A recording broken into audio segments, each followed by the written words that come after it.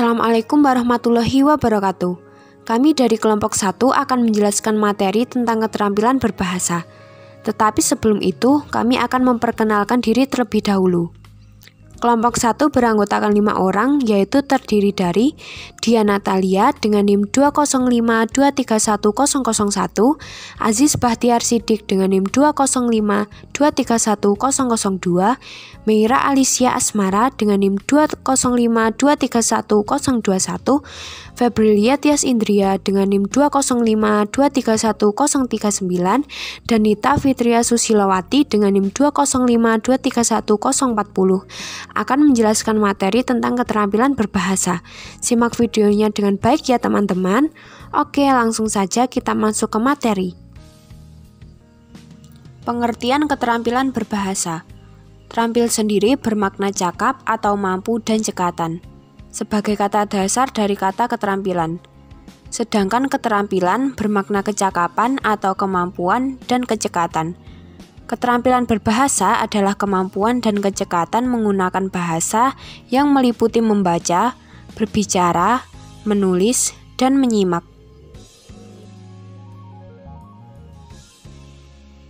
Yang pertama yaitu keterampilan menyimak.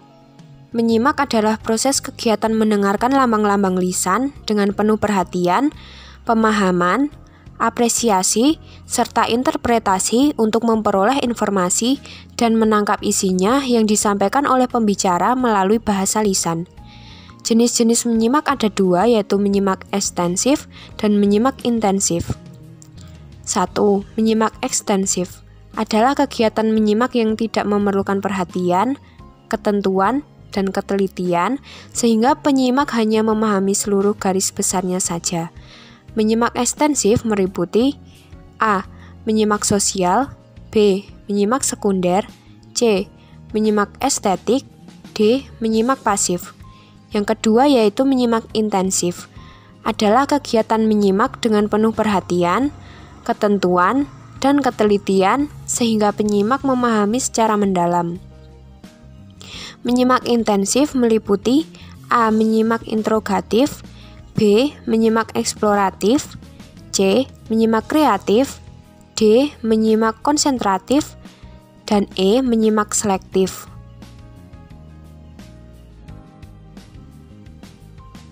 Tujuan dari menyimak yaitu untuk mendapatkan fakta, menganalisis fakta, mendapatkan inspirasi, dan menghibur diri. Cara meningkatkan perilaku menyimak adalah dengan 1. Menerima keanehan pembicara, 2. Memperbaiki sikap, 3. Meningkatkan pembuatan catatan, 4. Menyaring tujuan menyimak yang spesifik, dan 5. Berlatih menyimak dengan bahan-bahan yang sulit. Berbicara. Berbicara adalah bercakap, berbahasa, mengutarakan isi pikiran, melisankan sesuatu yang dimaksudkan. Sedangkan Jagon Tarigan mengungkapkan bahwa berbicara adalah kemampuan mengucapkan bunyi-bunyi artikulasi atau kata-kata untuk mengekspresikan, menyatakan, serta menyampaikan isi, pikiran, gagasan, dan perasaan. Tujuan utama berbicara adalah untuk berkomunikasi, agar dapat menyampaikan isi pikiran secara efektif. Tujuan umum berbicara yaitu untuk menghibur, menginformasikan, menstimulasikan, dan menggerakkan. Jenis-jenis berbicara dibagi menjadi dua jenis, yaitu berbicara di depan umum dan berbicara pada konferensi. A. Berbicara di muka umum pada masyarakat atau public speaking yang mencakup 4 jenis, yaitu 1. Berbicara dalam situasi-situasi yang memberitahukan atau melaporkan yang bersifat informasi atau informative speaking. 2. Berbicara dalam situasi-situasi yang bersifat kekeluargaan atau persahabatan atau fellowship speaking. 3. Berbicara dalam situasi-situasi yang bersifat membujuk, mengajak, mendesak, dan meyakinkan atau persuasive speaking. 4. Berbicara dalam situasi-situasi yang bersifat merundingkan dengan tenang dan hati-hati atau deliberative speaking. B. Berbicara dalam konferensi atau conference speaking yang meliputi 1. Diskusi kelompok yang dapat dibedakan atas A. Tidak resmi atau informal, yaitu kelompok studi, kelompok pembuat kebijaksanaan. B. Resmi, yaitu konferensi, diskusi panel, dan debat. Hal penting dalam berbicara yaitu A. Persiapan fisik untuk berbicara, B. Persiapan mental untuk berbicara, C. Kesempatan untuk berpraktik, D. Motivasi. Upaya peningkatan keterampilan berbicara: 1. Buat catatan, 2. Berlatih, 3. Mengatur kecepatan berbicara, 4. Kontak mata. Membaca adalah aktivitas yang kompleks dengan menggerakkan sejumlah tindakan yang terpisah-pisah, menurut Sudarso 2001. Membaca dapat didefinisikan pula sebagai suatu proses yang dilakukan serta dipergunakan oleh pembaca untuk memperoleh pesan yang hendak disampaikan oleh penulis melalui media kata-kata atau bahasa tulis, menurut Tarigan 2008. Jenis-jenis membaca. 1. Membaca nyaring adalah pembaca bersama-sama dengan orang lain atau pendengar untuk menangkap serta memahami informasi, pikiran, dan perasaan seorang pengarang. 2. Membaca dalam hati adalah kegiatan membaca yang hanya menggunakan ingatan visual atau visual memory yang melibatkan pengaktifan mata dan ingatan. Membaca dalam hati dapat dibedakan menjadi berikut. A. Membaca ekstensif, yaitu teknik membaca secara luas. Objeknya banyak dibaca dalam waktu singkat, menurut Suparni 2015. Tujuan membaca ekstensif untuk memahami isi yang penting dengan cepat dan efisien. B. Membaca intensif adalah membaca kegiatan yang dilakukan secara cermat dan teliti terhadap teks yang dibaca. Tujuan membaca: 1. Kesenangan, 2. Menyempurnakan membaca nyaring, 3. Memperbarui pengetahuan tentang suatu topik, 4. Mengaitkan informasi baru dengan informasi yang telah diketahuinya, 5. Memperoleh informasi untuk laporan lisan atau tulis. Manfaat membaca: membaca memperoleh pengetahuan dan wawasan baru yang akan semakin meningkatkan kecerdasannya, sehingga mereka lebih mampu menjawab tantangan hidup pada masa-masa mendatang. Di samping itu, kemampuan membaca merupakan tuntutan realitas kehidupan sehari-hari manusia. Beribu judul buku, berjuta koran diterbitkan setiap hari. Walaupun informasi bisa ditemukan dari media lain seperti televisi dan radio, namun peran membaca tidak dapat digantikan sepenuhnya. Membaca tetap memegang peranan penting dalam kehidupan sehari-hari karena tidak semua informasi bisa didapat dari media televisi dan radio. Berdasarkan paparan di atas, begitu banyak manfaat yang diperoleh dalam membaca. Dengan membaca, seorang dapat memperoleh pengetahuan dan wawasan baru, karena dimulai dengan membaca akan dapat memudahkan seseorang menjalani tuntutan realitas kehidupan sehari-hari. Keterampilan-keterampilan mikro yang terkait dengan proses membaca yang harus dimiliki pembicara adalah: 1. Mengenal sistem tulisan yang digunakan, 2. Mengenal kosakata, 3. Menentukan kata-kata kunci yang mengidentifikasikan topik dan gagasan utama, 4. Mengenal kelas kata gramatikal, yaitu kata benda, kata sifat, dan sebagainya. 5. Menentukan konstituen dalam kalimat, seperti subjek, predikat, objek, dan preposisi.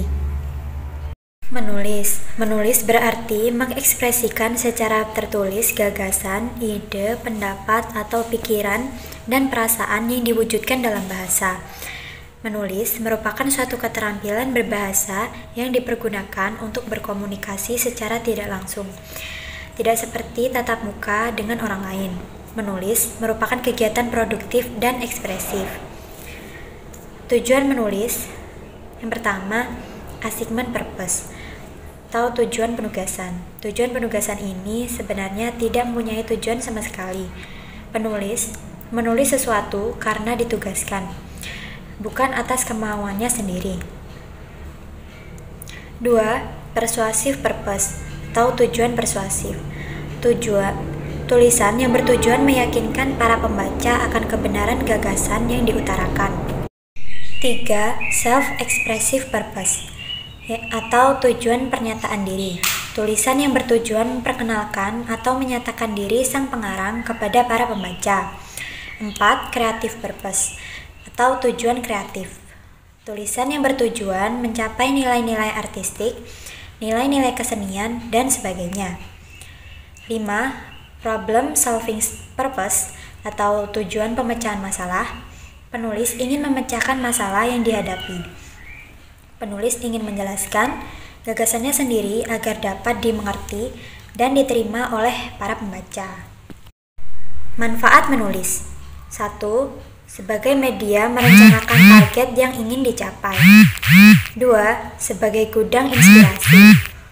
3. Alat penyimpanan memori. 4. Sebagai sarana untuk mengungkapkan perasaan.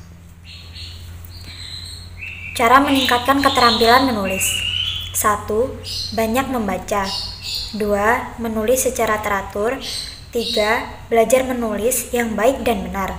4. Melakukan evaluasi.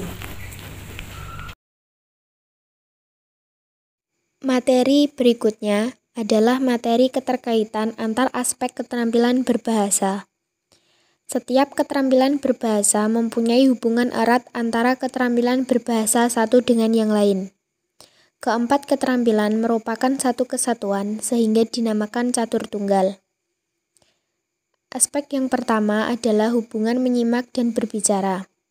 Menyimak dan berbicara merupakan kegiatan komunikasi dua arah yang langsung. Menyimak bersifat reseptif, sedangkan berbicara bersifat produktif. Misalnya, komunikasi yang terjadi antar teman, antar penjual dan pembeli, atau dalam sebuah forum diskusi. Namun, ada pula dalam suatu konteks bahwa komunikasi itu terjadi dalam situasi non-interaktif, yaitu satu pihak saja yang berbicara dan pihak lain hanya mendengarkan. Misalnya khotbah di masjid, di mana penceramah menyampaikan ceramahnya, sedangkan yang lain hanya mendengarkan. Keterampilan menyimak merupakan kegiatan yang paling awal dilakukan oleh manusia bila dilihat dari proses pemerolehan bahasa. Secara berturut-turut, pemerolehan keterampilan berbahasa itu pada umumnya dimulai dari menyimak, berbicara, membaca, dan menulis. Kegiatan menyimak diawali dengan mendengarkan dan pada akhirnya memahami apa yang disimak. Untuk memahami isi bahan simakan diperlukan suatu proses berikut, yaitu mendengarkan, mengidentifikasi, menginterpretasi atau menafsirkan, memahami, menilai, dan yang terakhir adalah menanggapi apa yang disimak. Dalam hal ini, menyimak memiliki tujuan yang berbeda-beda. Yang pertama yaitu mendapatkan fakta, yang kedua mengevaluasi fakta, yang ketiga mendapat inspirasi, yang keempat menghibur diri, dan yang terakhir atau yang kelima adalah meningkatkan kemampuan berbicara. Kegiatan menyimak didahului oleh kegiatan berbicara. Kegiatan berbicara dan menyimak saling melengkapi dan berpadu menjadi komunikasi lisan, seperti dalam bercakap-cakap, berdiskusi, bertelepon, tanya jawab, dan yang lainnya. Untuk aspek yang kedua adalah hubungan menyimak dan membaca. Menyimak dan membaca sama-sama merupakan keterampilan berbahasa yang bersifat resesif. Menyimak berkaitan dengan penggunaan bahasa ragam lisan, sedangkan membaca merupakan aktivitas berbahasa ragam tulis. Penyimak maupun pembaca melakukan aktivitas pengidentifikasian terhadap unsur-unsur bahasa yang berupa suara atau menyimak, maupun berupa tulisan atau membaca, yang selanjutnya diikuti dengan proses decoding guna memperoleh pesan yang berupa konsep, ide, atau informasi. Untuk aspek yang ketiga adalah hubungan menyimak dan menulis. Menulis dan menyimak merupakan aktivitas berbahasa, di mana keterampilan menyimak bersifat reseptif dan menulis adalah bersifat produktif. Antara menyimak dan menulis memiliki hubungan yang erat dari menyimak suatu ujaran atau informasi dapat menumbuhkan kreativitas untuk menulis hasil simakan yang diperoleh dan dituangkan dalam suatu karya tulis, baik itu cerpen, puisi, prosa, maupun yang lainnya. Untuk aspek yang keempat, adalah hubungan membaca dan menulis. Membaca dan menulis merupakan aktivitas berbahasa ragam tulis. Menulis adalah kegiatan berbahasa yang bersifat produktif. Sedangkan membaca adalah kegiatan yang bersifat reseptif. Seorang penulis menyampaikan gagasan, perasaan, dan informasi dalam bentuk tulisan. Sebaliknya, seorang pembaca mencoba memahami gagasan, perasaan, atau informasi yang disajikan dalam bentuk tulisan. Untuk aspek yang kelima, yaitu hubungan menulis dan berbicara. Berbicara dan menulis merupakan kegiatan berbahasa yang bersifat produktif. Berbicara merupakan kegiatan ragam lisan, sedangkan menulis merupakan kegiatan berbahasa ragam tulis. Menulis pada umumnya merupakan kegiatan berbahasa tak langsung, sedangkan berbicara merupakan kegiatan bahasa yang bersifat langsung. Berbicara pada hakikatnya merupakan suatu proses berkomunikasi yang dalam proses itu terjadi pemindahan pesan dari suatu pihak atau komunikator ke pihak lain atau komunikan. Pesan yang akan disampaikan kepada komunikan lebih dahulu diubah ke dalam simbol-simbol yang dipahami oleh kedua belah pihak. Aspek-aspek yang dinilai pada kegiatan berbicara terdiri atas aspek kebahasaan dan non-kebahasaan. Aspek kebahasaan terdiri dari ucapan atau lafal, tekanan kata, nada, dan irama persendian, kosakata atau ungkapan, dan variasi kalimat atau struktur kalimat. Aspek non-kebahasaan terdiri atas kelancaran, penguasaan materi, keberanian, keramahan, ketertiban, semangat, dan sifat. Manfaat keterampilan berbahasa. Adapun manfaat dari keterampilan berbahasa ini yaitu yang pertama, kita dapat mengungkapkan pikiran. Yang kedua, mengekspresikan perasaan dan dapat melaporkan fakta-fakta yang kita amati. Yang ketiga, dapat memahami pikiran, perasaan, gagasan, dan fakta yang disampaikan orang kepada kita.